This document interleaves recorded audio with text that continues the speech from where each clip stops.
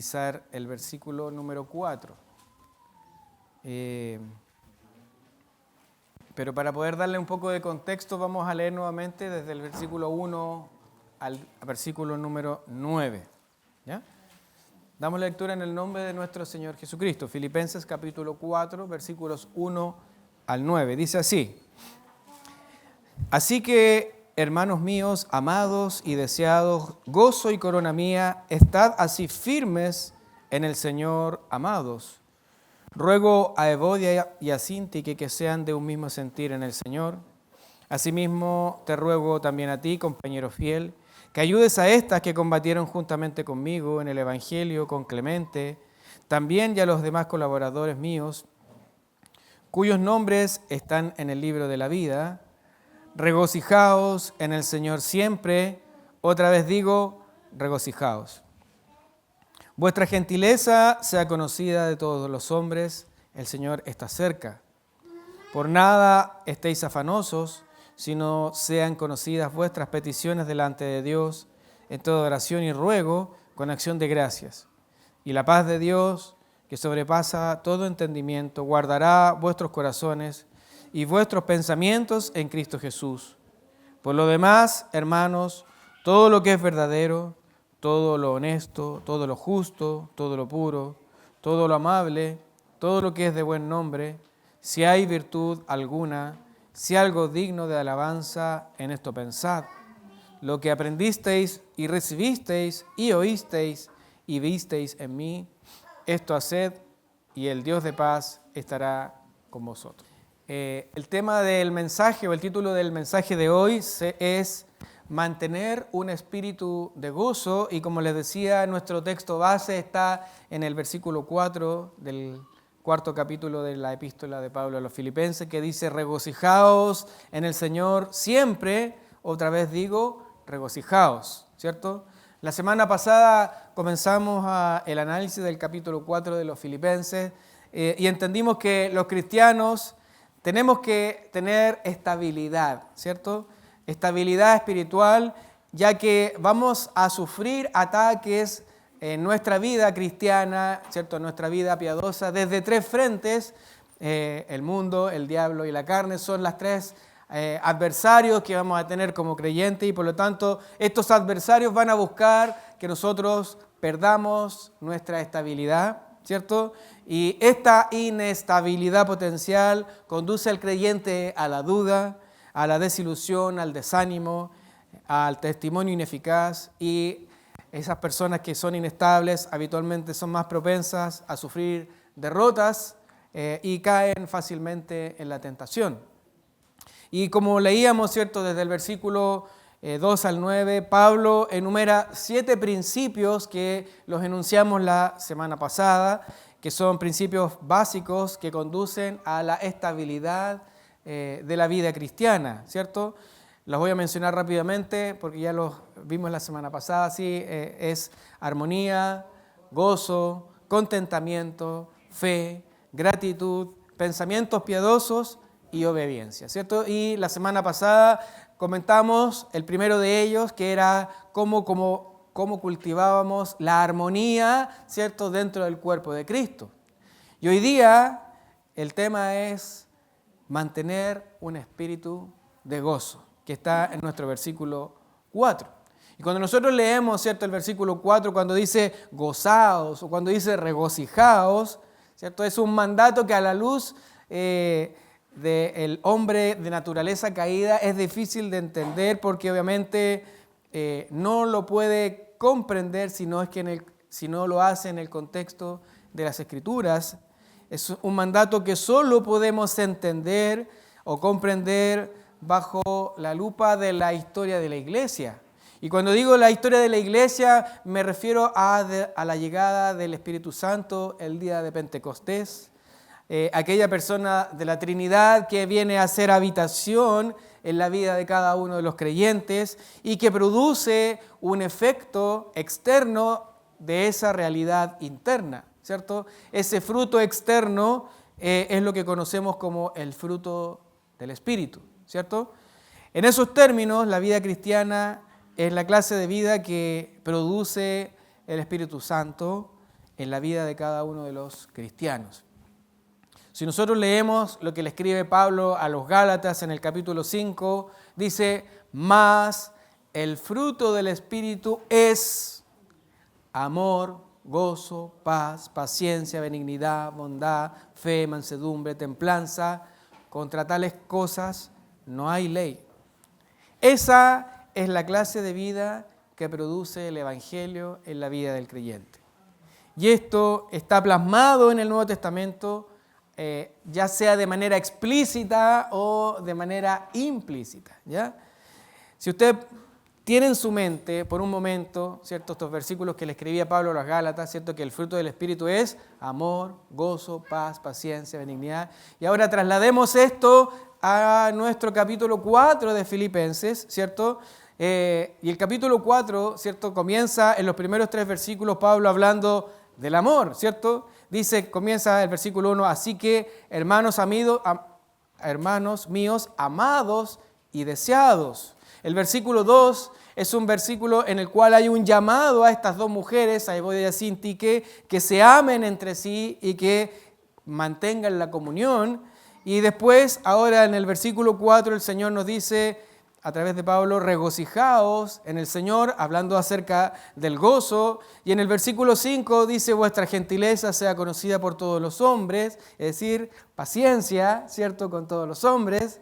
Luego dice, por nada estáis afanosos y la paz de Dios, ¿cierto? Por lo tanto, se vuelve a replicar lo que Pablo le dice a los Gálatas de amor, gozo, paz, paciencia. ¿Se da cuenta que estas cosas, aunque no están explícitas, las podemos extraer del contexto del capítulo? Por lo tanto, esto de amor, gozo, paz, paciencia, es una ilustración perfecta de lo que Pablo quiere mostrarnos. Y está implícito en todo el Nuevo Testamento. Y en el pasaje puntual de hoy, el énfasis está en una de las características de ese fruto, que es el gozo, ¿ya? Regocijaos en el Señor siempre, otra vez digo, regocijaos. Regocijaos en el griego es chairete, que es una palabra, es un verbo que está en voz activa, en tiempo presente, y es un verbo que está en imperativo, ¿cierto? Es un mandato, ¿ya? No es que le diga el Señor, si ustedes quieren pueden estar gozosos, ¿cierto? Sino que el Señor nos dice, regocijaos, ¿cierto? Cuando leemos, ¿cierto?, el Nuevo Testamento, este mandato es uno de los que más se repite en el Nuevo Testamento, a permanecer gozosos. Cuando Jesús, estando hablando, ¿cierto?, de la vid verdadera, cuando hablaba de que debemos permanecer unidos a Él, en el San Juan capítulo 15, dice, si guardareis mis mandamientos, permaneceréis en mi amor, así como yo he guardado los mandamientos de mi Padre y permanezco en su amor. Y el versículo 15 dice, estas cosas os he hablado para que mi gozo esté en vosotros y vuestro gozo sea cumplido. En San Juan 16 vemos también cuando Jesús les dice, ¿cierto?, que se va a tener que ir, ¿cierto?, pero va a mandar al Espíritu Santo. Dice, también vosotros ahora tenéis tristeza, pero os volveré a ver y se gozará vuestro corazón y nadie os quitará vuestro gozo. Y en la carta de Pablo a los Romanos, en el capítulo 14, dice, porque el reino de Dios no es comida ni bebida, sino que es justicia, paz y gozo en el Espíritu Santo. Pero como hemos señalado anteriormente, la razón que Pablo tiene, ¿cierto?, para escribirle a sus hermanos de Filipos era de alguna manera para enseñarles que tenían que estar gozosos ante toda circunstancia, ¿cierto? No es que el gozo viniera en ciertas situaciones específicas que les tocara vivir, ¿cierto?, sino que en todas circunstancias. Y hemos visto que habían cosas dentro de la iglesia de los filipenses que amenazaba para mantener ese gozo, ¿ya? Pero Pablo los ha ido tratando a lo largo de su carta. Vemos, por ejemplo, que los filipenses estaban preocupados por Pablo, ¿cierto? En el capítulo 1, ¿cierto? Vemos cómo había esa preocupación. Además, había diversos problemas dentro de la iglesia, creando discordias. Y Pablo, de alguna manera, responde a ello con una gran ilustración de la humillación de Cristo, cuando dice: haya pues en vosotros ese sentir que hubo también en Cristo Jesús. Además, los vimos que estaban preocupados por la enfermedad de uno de los suyos que amaban, que era Epafrodito, ¿cierto?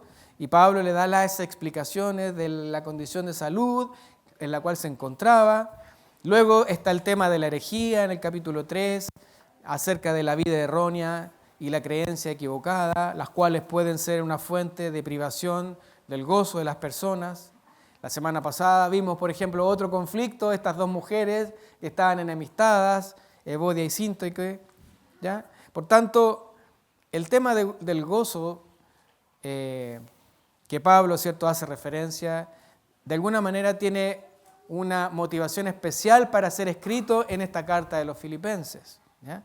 Y su carta es como dice el doctor Martin Lloyd-Jones, es como una sinfonía, ¿cierto?, en que toca el tema y lo deja y lo vuelve a tocar, y lo deja y lo vuelve a resaltar, ¿cierto? Porque de alguna manera lo que quería hacer Pablo era enfatizarle a sus hermanos que continuamente debían estar gozosos. Por lo tanto, el tema es el gozo, y como decíamos en el capítulo 3, por ejemplo, él ya nos había mencionado, dice: por los demás, hermanos, gozaos en el Señor. Y ahora vuelve a recalcarlo y nos dice: regocijaos en el Señor siempre. Otra vez vuelvo a decirles: regocijaos. Por lo tanto, para Pablo era importante enfatizar esto, ya que no concebía, ¿cierto?, la tragedia de que un cristiano no estuviera gozoso, que un cristiano fuera infeliz, porque la infelicidad de alguna manera era una negación a su profesión de fe. Pablo, ¿cierto?, estaba preso, estaba en una prisión que la llamamos como un arresto domiciliario, ¿cierto?, en la que estaba encadenado un soldado romano, y él no sabía si viviría por mucho más tiempo. De hecho, afirmó que no sabía si era mejor que se fuese o se quedase, pero al hacer un parafraseo de sus palabras dice: no importa lo que me suceda, lo que me preocupa es que estéis en lo correcto y que nadie os prive de este gozo en el Espíritu Santo, que es posible a todos los verdaderos creyentes en el Señor Jesucristo. Por lo tanto, teniendo esto en mente, nuestra propuesta es que solo los creyentes verdaderos, los hijos de Dios, que han sido regenerados por el Espíritu Santo, pueden experimentar el gozo verdadero. No como una emoción, ni dependiendo de una circunstancia específica. El gozo, como un fruto del Espíritu, se manifiesta externamente como una evidencia de una transformación interna. Es decir, yo estoy gozoso no porque me dieron una buena noticia, ¿cierto?, y en la circunstancia me hizo estar feliz, sino que revela algo que ocurrió dentro de mí, ¿ya? Por lo tanto, para poder desarrollar el mensaje, vamos a dividir esto en dos grandes puntos, ¿ya? El primero de ellos, de este punto, es la naturaleza del gozo, ¿ya? Y el segundo punto es las dificultades para experimentar el gozo verdadero. Cada uno de estos puntos tiene dos subpuntos, ¿ya? Pero para que lo tengamos en mente, la primera parte es la naturaleza del gozo y el segundo es las dificultades para experimentar el gozo. Cuando nosotros hablamos de la naturaleza del gozo, podríamos preguntarnos, bueno, ¿cuál es ese carácter del gozo? ¿O cómo es eso de sentirse gozoso cuando estoy angustiado y afligido, cuando nadie me hace, ¿cierto?, cambiar mi emoción o mi situación interna? ¿Cómo es eso, Pablo, de lo que tú estás hablando de estar gozoso siempre? Bueno, para poder entenderlo, tenemos dos puntos, ¿cierto? El primero de ellos es que esta naturaleza del gozo se trata de algo positivo. ¿Qué significa eso? Que debemos diferenciar, ¿cierto?, este gozo verdadero de la vida cristiana como un fruto del Espíritu con la mera resignación, ¿cierto?, estoica, o la mera resignación, ¿cierto?, negativa, que significa aceptar la circunstancia que me tocó vivir. ¿Ya? Entonces, uno de los peligros que puede sufrir, ¿cierto?, alguien es confundir el espíritu, ¿cierto?, de resignación con el significado real del gozo cristiano.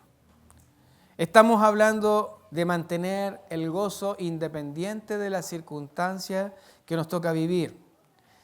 Y eso no se trata de conformismo, ¿cierto? No se trata de, ya no importa, ¿cierto? No. Lo que está diciendo Pablo es, no confundan mi consejo con una actitud de simple conformidad con lo que está ocurriendo. En lo absoluto, ¿cierto? Lo que Pablo está diciendo es, regocijaos en el Señor, ¿cierto? El gozo cristiano es un gozo estimulante, es un gozo que jamás podemos concebirlo como algo puramente pasivo, ¿cierto? Si lo quisiéramos ver de otra forma, no se trata como un estado de indiferencia, ¿cierto? Porque algunos podrían cubrirse con un manto de indiferencia y decir, bueno, no importa lo que me pase, ¿cierto? Y es como una negación, ¿cierto?, para no sufrir, para no pasarlo mal, ¿cierto? Pero mis hermanos, estas personas que se esconden detrás de esta indiferencia, en realidad carecen de gozo.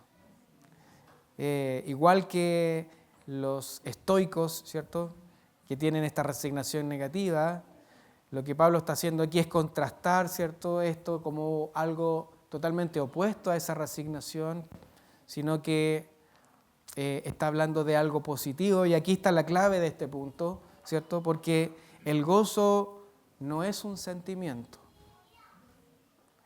El gozo no es algo que tú sientes así en forma pasajera. El gozo es la profunda confianza de que Dios controla todo. Eso es el correcto entendimiento del gozo, de la naturaleza de tu gozo. Es que Dios está al control de todo, para el bien del creyente y para la gloria del Señor. Y que bajo esa condición todo es bueno, sin importar la circunstancia que esté, ¿cierto? Por lo tanto, ahora volvamos a mirar el verbo, ¿cierto? Regocijaos, ¿cierto?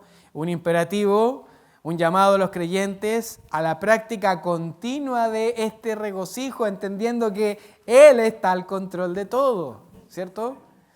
Ahora, fíjese usted que ni el cautiverio de Pablo, ni las adversidades que estaban sufriendo los filipenses podían empañar ese gozo, sabiendo que el Señor estaba al control de todo y que Él estaba permitiendo cada una de las cosas que ellos estaban viviendo. Es cierto que muchas veces los creyentes no pueden hallar motivos para regocijarse en su situación personal, ¿cierto? Y miran sus circunstancias y dicen, pero ¿cómo voy a estar gozoso con esto que me está pasando? ¿Cierto?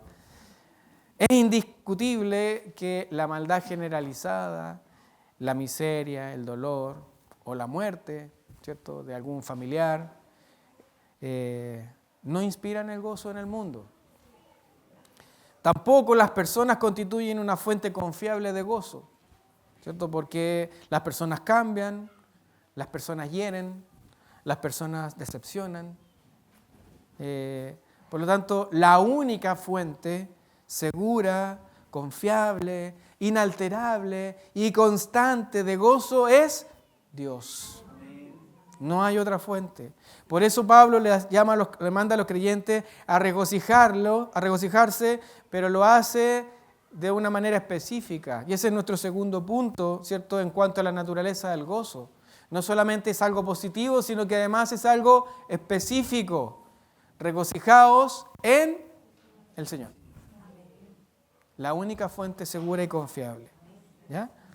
El gozo es específico, es un gozo en el Señor. El Nuevo Testamento jamás nos dice o nos manda a ser felices, tampoco nos da ánimo con un consuelo psicológico, humanista, ¿cierto? O con un mensaje motivacional, ¿cierto? Sino que nos manda a regocijarnos en el Señor. Porque sería un poco contradictorio la presentación de un evangelio que quisiera animarnos o a hacernos más felices de manera momentánea. Es una distorsión, ¿cierto? Es un evangelio que nosotros conocemos como un falso evangelio, ¿cierto? El evangelio verdadero es aquel que produce una transformación interna y que nos hace entender que el Señor está al control de todas nuestras circunstancias y que en virtud de eso aflora en nuestra vida el gozo verdadero. Debemos regocijarnos en el Señor. No hace falta ningún mecanismo estoico, es algo directo, es algo inmediato y es en términos del Señor. En otras palabras, el gozo que debe experimentar el cristiano es un gozo basado sólidamente en la verdadera doctrina.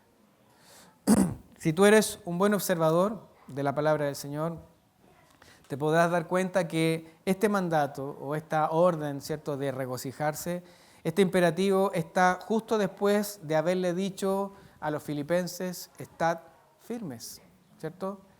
Y estar firmes en el Señor significa estar firmes en su doctrina, estar firmes en su enseñanza. Por tanto, cualquier cosa que no esté basada en la doctrina del Señor Jesucristo no es gozo verdadero. ¿Ya? Tú puedes ver cómo el mundo busca el gozo, ¿cierto? ¿Cómo busca el mundo el gozo? Lo busca en la felicidad transitoria. Algunos creen encontrar el gozo en la junta con los amigos, en embriagarse, en el alcohol, ¿cierto? Y se ponen a lo mejor algunos más contentos, con unos grados más de alcohol en el cuerpo, con las actividades sociales, ¿cierto? Incluso algunos confunden venir a la iglesia para compartir y sentirse, ¿cierto?, como conectados con otros, o para que los niños tengan también contacto con personas que sean buenas, entre comillas, ¿cierto?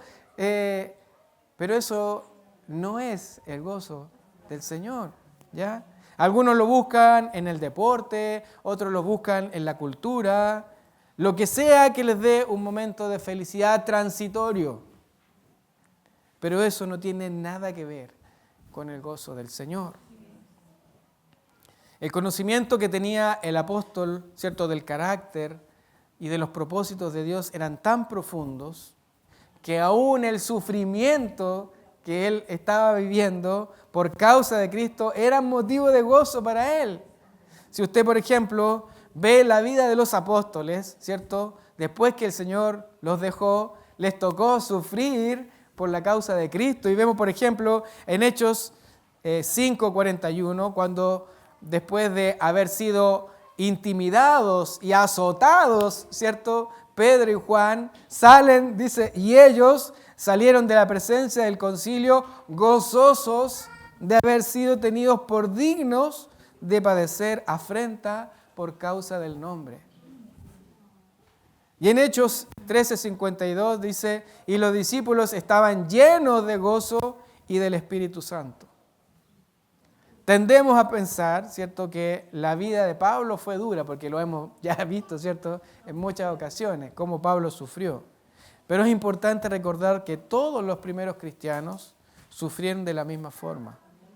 Y así lo podemos deducir de las mismas palabras de Pablo cuando dice, por ejemplo, en Tesalonicenses 1:6, y vosotros vinisteis a ser imitadores de nosotros y del Señor, recibiendo la palabra en medio de gran tribulación, con gozo del Espíritu Santo. Mis hermanos, muchas veces nos desalentamos con cosas tan pequeñas, ¿cierto? No, como que algo tan simple nos roba el gozo. Mire, a veces uno se levanta en la mañana, se mira en el espejo y ya se le quitó el goce. ¿Ya? ¿Cierto? Hay algunos que les dicen un comentario negativo y ese gozo ya, ¡pum! ¿Ya? O peor, ¿cierto? Porque basamos nuestra teología en nuestras circunstancias. Si me va bien es porque el Señor me ayuda, ¿cierto? Y si me va mal es porque a lo mejor el Señor no me está escuchando o estoy haciendo algo mal, ¿cierto? Fíjese usted lo incorrecto o lo frágiles que somos como seres humanos, ¿cierto? Para aludir, ¿cierto?, esas cosas a nuestras circunstancias. ¿Te recuerdas de Pablo y de Silas? Que después de haber llevado el Evangelio justamente a esta localidad, aquí a Filipo, predicaron el Evangelio y los echaron en la cárcel, ¿cierto? Y los azotaron y los pusieron en el cepo y esas cárceles oscuras, húmedas, ¿cierto? Y el cepo estaba al final, ¿cierto?, de la cárcel. No era una cárcel, ¿cierto?, así en línea horizontal, sino que era levemente inclinada. Y al fondo, allá estaba Pablo y Silas, golpeados, maltratados, azotados, recibiendo los desechos de los otros presos, ¿cierto? Los excrementos de los otros presos allá abajo, al fondo. Pero ¿qué decía Pablo y Silas? Estaban lamentándose y decían: Señor, ¿por qué me mandaste a Filipo a predicar la palabra? Señor, ¿por qué estoy aquí? Mira, mis llagas me duelen. La palabra del Señor dice que estaban cantando con himnos y cánticos espirituales. Bendito sea el Señor. No basaron su gozo en la circunstancia, sino que con cánticos glorificaron al Señor. ¿Y tú? ¿Puedes cantar? ¿Puedes glorificar al Señor después de haber recibido una mala noticia? Después de haber sufrido un dolor familiar o un problema en tu trabajo o una mala noticia en un examen de salud que te hiciste.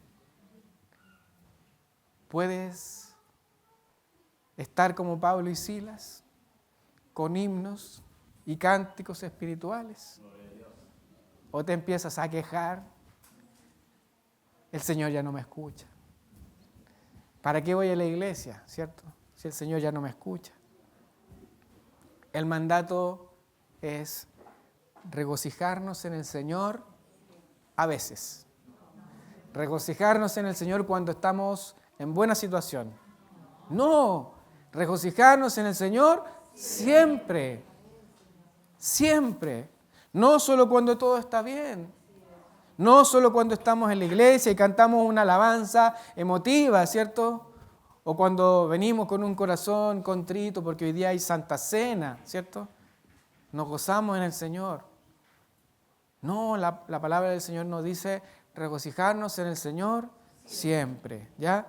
En el Antiguo Testamento encontramos la historia de un joven que fue vendido por sus hermanos por celos. Me refiero a la historia de José, ¿cierto? Estuvo acusado de abuso, estuvo encarcelado. Y cuando uno ve la Biblia y lee esto, ¿cierto?, pareciera que hubiese sido un día que hubiera estado encarcelado, ¿cierto? Fueron años que estuvo en la cárcel, hermano, pero aún ahí el Señor le mantuvo el gozo a este joven. Porque cuando él ya es cambiado de posición, ¿cierto?, y pasa a ser el segundo del reino en Egipto, y vienen sus hermanos a él, ¿cierto?, y a él los reconoce, ¿cierto?, y los confronta y les dice: vosotros pensasteis mal contra mí, mas Dios lo encaminó a bien para hacer lo que vemos hoy, para mantener en vida a mucho pueblo. Eso es gozo, porque es entender que el Señor está al control de toda la situación. Porque a veces nosotros tenemos una visión sesgada de nuestra línea de tiempo, ¿cierto? Pero el Señor conoce entero cuál es nuestra realidad. y si esto me va a beneficiar para que yo sea más parecido a Cristo el Señor, bueno, lo acepto, porque Él está al control de mi vida. De eso se trata el gozo verdadero, ¿cierto? Es indudable que esto no resulta fácil. Y muchas veces nos cuesta vivenciar realmente ese gozo. Lo cual nos lleva al segundo punto de nuestro mensaje, porque ya entendimos, ¿cierto?, que el gozo verdadero es algo positivo y es algo específico, pero también tenemos que saber que hay cosas que van a dificultar que podamos experimentar el gozo verdadero. Y para entender este segundo punto, hay tres características que vamos a analizar, o tres circunstancias que vamos a analizar en las cuales se nos dificulta experimentar el gozo verdadero. La primera de ellas es una dificultad intelectual, la segunda de ellas es la ausencia de una relación con Cristo y la tercera es una relación incorrecta con Cristo. ¿Ya? La primera entonces, una dificultad intelectual. Dice relación con la correcta interpretación de este texto, ¿cierto?, a la luz de lo que Pablo le enseña a los Gálatas en el capítulo 5. Filipenses 4:4 dice, regocijaos en el Señor, un mandato, ¿cierto? Ustedes regocíjense en el Señor. Pero Gálatas 5:22 dice, más el Espíritu es amor, gozo y paz. Por lo tanto, alguien podría decir en su mente, ¿cómo puede ser algo que hago y a la vez ser un fruto del Espíritu? Es decir, ¿cómo concilio en mi vida cristiana, ¿cierto?, estas dos cosas? ¿Será que el gozo del Señor debe ser algo pasivo en que yo me voy a dejar que el Espíritu me llene, ¿cierto? ¿O yo tengo que hacer algo en forma activa? Bueno, esto ha pasado en la historia de la iglesia durante mucho tiempo, ¿cierto? La vida activa en la que yo tengo que hacer algo por ello y la vida pasiva en lo que alguien cree que es algo místico y que todo va a ocurrir de manera sobrenatural. Pero si somos un poco más cuidadosos, ¿cierto?, y vemos lo que dice inmediatamente antes en el capítulo 5 de Gálatas, en el versículo 16 dice, digo pues, andad en el Espíritu y no satisfagáis los deseos de la carne. Con eso en mente, podemos entender que ambas cosas están ligadas. Por lo tanto, al practicar o vivir una vida apartada para Dios, es realmente cuando se manifestará realmente el Espíritu, el fruto del Espíritu en mi vida. Porque yo estoy cumpliendo el mandamiento del Señor, estoy obedeciendo la voz de Dios, estoy sometiéndome a la autoridad de las Escrituras y el Espíritu Santo que está dentro de mí me amonesta, ¿cierto? Y me convence de mi pecado y me aparto de mi pecado y entonces es cuando aparece el fruto del gozo verdadero en la vida del creyente. Es muy cierto que no puedo yo crear o producir gozo por mi propia cuenta, ¿ya? Pero si escucho y obedezco los mandamientos del Señor y la guía del Espíritu Santo dentro de mí, entonces el Espíritu Santo hará florecer el gozo en mi vida. ¿Cuál es mi función? Bueno, mi función es practicar la vida cristiana. ¿Y qué significa eso? Ocuparme en la doctrina, ¿cierto? Ocuparme en la lectura, en la palabra del Señor. Debemos meditar en la verdad, pero no solo meditarla, sino que además ahora tenemos que llevarla a la práctica, ¿cierto? Al hacerlo, el Espíritu Santo de Dios anegará de gozo tu vida. Eso es nuestra función.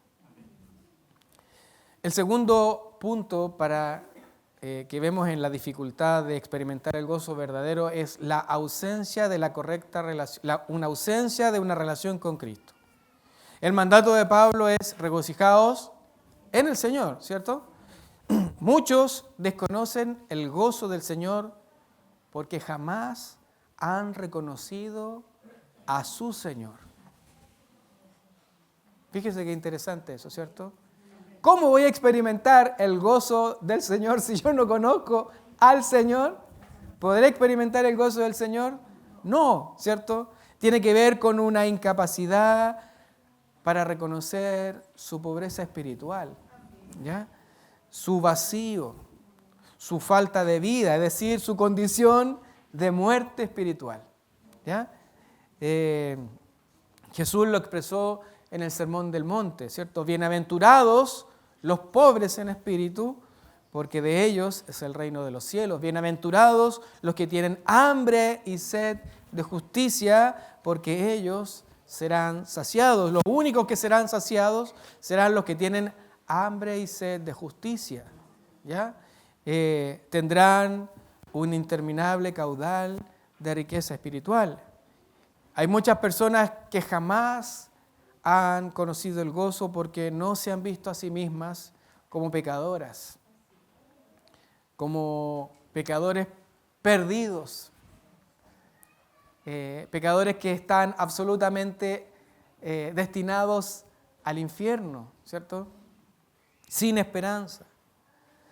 Y la única forma de ser felices en Cristo es ser desesperadamente infelices sin Él.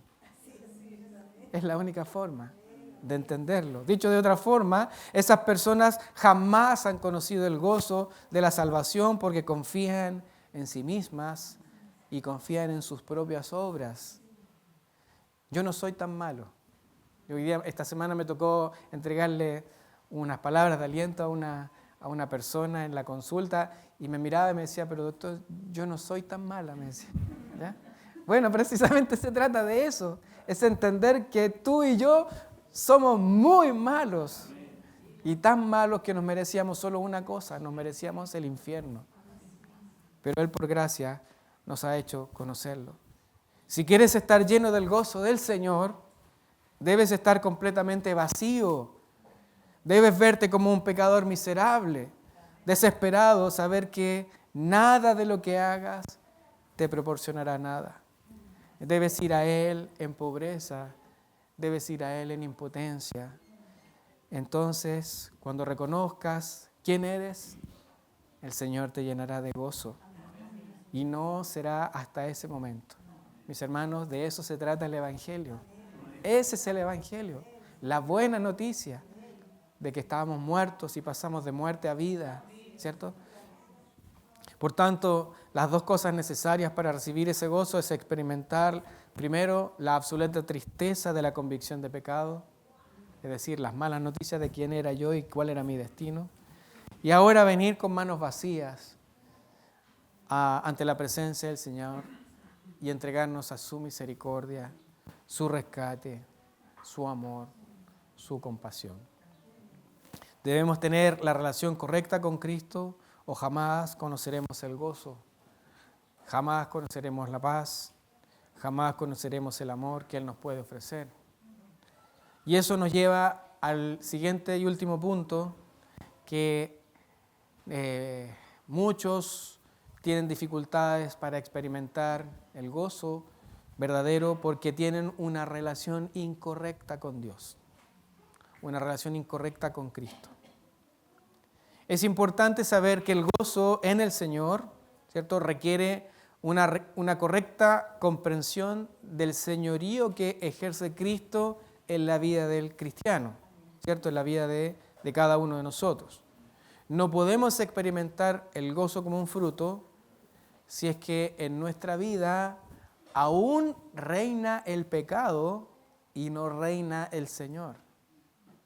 ¿Ya? Por lo tanto, Jesús nos enseñó, ninguno puede servir a dos señores, ¿cierto? Porque o aborrecerá al uno y amará al otro, o estimará al uno y menospreciará al otro. Si deseas el gozo del Señor, debes abandonar otras cosas. Ya no eres esclavo del pecado, ¿cierto? Ya no eres un practicante habitual del pecado. Obviamente vamos a seguir pecando porque estamos en una naturaleza caída remanente, ¿cierto? Y si alguno dice, no, yo ya desde que soy cristiano nunca más pequé, dice Juan que es un mentiroso, ¿cierto? Porque desde que nos levantamos y abrimos nuestros ojos y pensamos, ¿cierto?, nuestra mente ya está pecando, ¿cierto? Pero la diferencia está en que ya no nos deleitamos en el pecado. Por el contrario, cuando pecamos, ¡Wow! ¡Qué dolor!, ¿cierto? Señor, insulté tu santidad, te pido perdón y me arrepiento y me voy delante de la presencia del Señor. Por eso Pablo le enseña a los corintios, ¿cierto? Examinaos a vosotros mismos si estáis en la fe. Probaos a vosotros mismos. ¿O no os conocéis a vosotros mismos que Jesucristo está en vosotros, a menos que estéis reprobados? Mis hermanos, si andas en el Espíritu, déjate guiar por el Espíritu, ¿cierto? Entendíamos cuando leíamos el libro de Efesios de ser llenos, ¿cierto? Ser llenos del Espíritu. Y eso significaba dejarse dominar por el Espíritu de Dios, ¿ya? Vivir una vida apartada para Él. Vivir una vida que estuviese repleta de la palabra del Señor en nuestras vidas prácticas. Y entonces podremos experimentar el gozo del Señor. Amén. Filipenses 4:4 es un texto que mandataba a los hermanos de la iglesia de Filipo, ¿cierto? A regocijarse en el Señor siempre, a estar gozosos en toda circunstancia. No cabe duda que hoy el mensaje también es aplicable para Iglesia Bíblica Comunidad de Gracia, a nuestra iglesia local. Si queremos ser estables espiritualmente, debemos mantener un espíritu de gozo. La pregunta para nosotros hoy es, ¿conocemos este gozo verdadero? ¿Lo tienes en tu vida? ¿Es un hecho real en tu experiencia? ¿Te regocijas en el Señor? ¿Cuán frágil es tu capacidad para perder el gozo ante una adversidad? Mira las palabras de Pablo. En Romanos 8, 38 y 39 dice, por lo cual estoy seguro de que ni la muerte, ni la vida, ni ángeles, ni principados, ni potestades, ni lo presente, ni lo porvenir, ni lo alto, ni lo profundo, ni ninguna otra cosa creada nos podrá separar del amor de Dios, que es en Cristo Jesús, Señor nuestro. Puede que estés encarcelado, ¿cierto? Puede que estés enfermo, puede que estés apremiado, puede que estés privado de todo, pero nunca tu alma estará privada de su destino eterno. Por lo tanto, el Señor nos ayude para entender y vivir nuestro gozo verdadero. Eso es lo que debe motivarnos, ¿cierto?, a mantener el gozo. Y si alguien ha caído y ha pecado y dice, ya esto no fue para mí, ¿cierto? He fracasado, ya las perdí todas, ¿cierto? Bueno, te recuerdo que si eres un hijo verdadero tiene el Espíritu Santo en su vida, no te quedarás ahí en el lugar donde tropezaste. Muy por el contrario, te levantarás con un corazón quebrantado, con un corazón contrito, con un corazón humillado, y serás conducido por el Espíritu Santo al Señor a recuperar ese gozo que has perdido.